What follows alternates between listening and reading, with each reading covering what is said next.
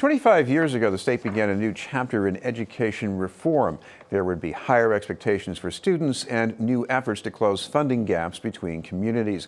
Earlier this year, a legislative commission tried to update the funding formula and give schools more help. The effort failed to materialize in the current budget, but parents and advocates are looking ahead to the coming year. To tell us about a letter writing campaign organized by Stand for Children in Massachusetts are the group's policy and advocacy manager, Brianna Aloisio, and the state organizing director, Sullivan. Thank you both for being with us. Thank you so much for having us. I want to start with Holly. You're advocates for parents and students. What are the parents telling you? What's missing that they want to fix here? Absolutely. Well, we've been collecting stories from across the state. So what I want to start by saying is this is a really exciting time for education advocacy organizations across Massachusetts. I think we're all really in agreement.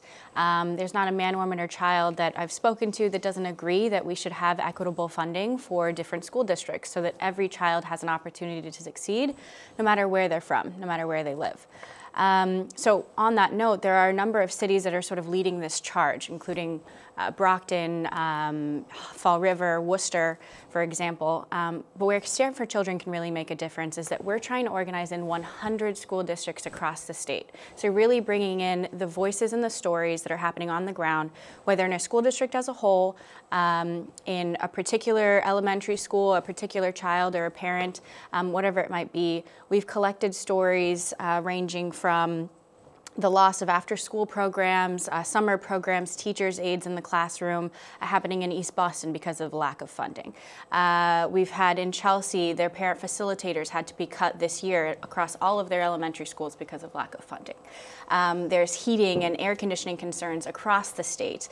There's waiting lists for buses. There's overcrowding in classrooms. These are just examples, but we have parents that are now able to have an avenue to express some of the things they think are lacking and some of their frustrations by writing down letters. So that's what we really got them to do, is write individual specialized letters to the governor stating what their concerns are.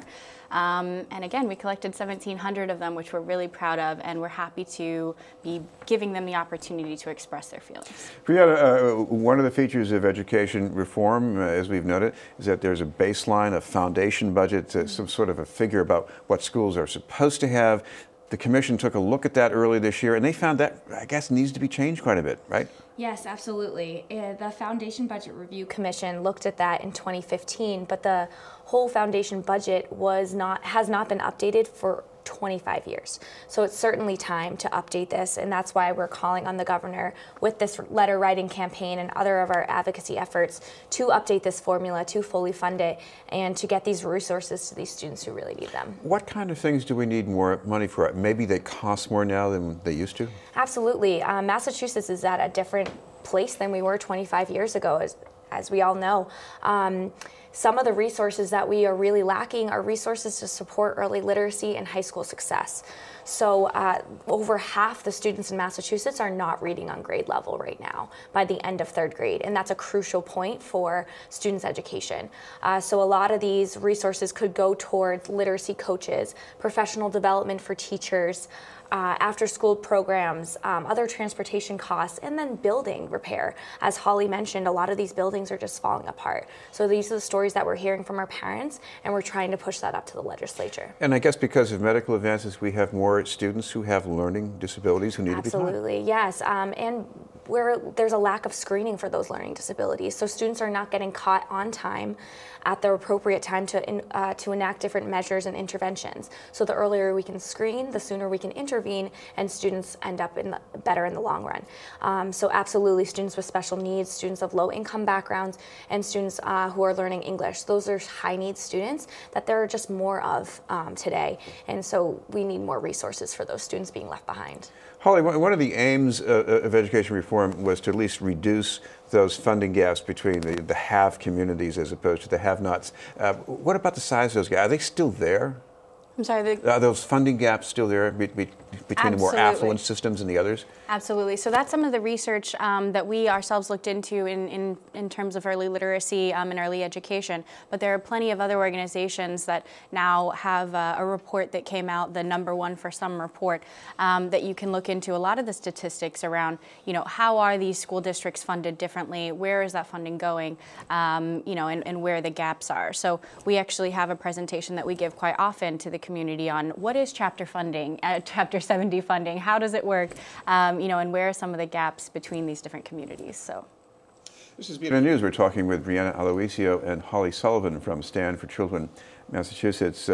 Brianna, what about the size of the funding gap? Because I heard a figure earlier this year, something close to $1 billion. You might need that, but how are you going to get that much money? Yeah, I mean, that's why we're looking to the legislature for that guidance of how to get that money. We hope that with their wisdom, they can find revenue. 25 years ago, there was no introductory tax or anything when they first initially created this foundation budget review and foundation formula. So we're hoping something like that happens again. But what our job really is to bring the parents' voice and elevate that and say, we need this funding, so we need you to be advocates for our students as well. Holly, what about that? Getting those voices to come together or putting them on paper, what have you been doing? Yeah, so I originally come from an organizing world, an organizing background. I'm really excited to be pushing this particular campaign because it does touch so many people across the state. And like I mentioned, we're hoping to organize in 100 different school districts. Some of those are going to be on different priority levels, whether that means we have people there on the ground that are really organizing a team of parents that are, leaders in their communities and really getting the message out there. We're going to be setting up in-district meetings with their legislatures and et cetera. And then from there, we're going to be having social media presence across the state. We have lots of new technology where we can engage people online that'll hopefully be able to get involved from some rural areas we haven't been able to hear from before. But in general, I mean, we're starting off strong by this statewide campaign to influence the governor before the session even starts, to really get the ball rolling and make sure that this is a priority. And then we'll start getting more specific and targeted by district and by legislature or by representative. Brianna, what about that? The first batch, maybe, of letters brought up to the governor's office, how'd that go? It went fantastic. We were really pleased to have members and parents with us that day, yesterday, to deliver those letters and also have different forms of those letters, whether they were from students, parents, grandparents, all across the state, handwritten, personalized, typed, emailed, all of the above, all bringing it up and delivering it to the governor's office. We're also leaving voicemails in the governor's phone bank line as well, making sure that the governor hears Spanish-speaking parents, English-speaking parents, all over the state talking about these needs and highlighting this issue. And finally, Holly, if people want to find out more as this campaign keeps going along, you got some places they can check that out in? Absolutely. So we have a website for our fair funding campaign specifically. It's www.fairfundingma.org. Thank you both very much, Holly Sullivan and Brianna Aloisio from Stand for Children, Massachusetts. Thank you so much.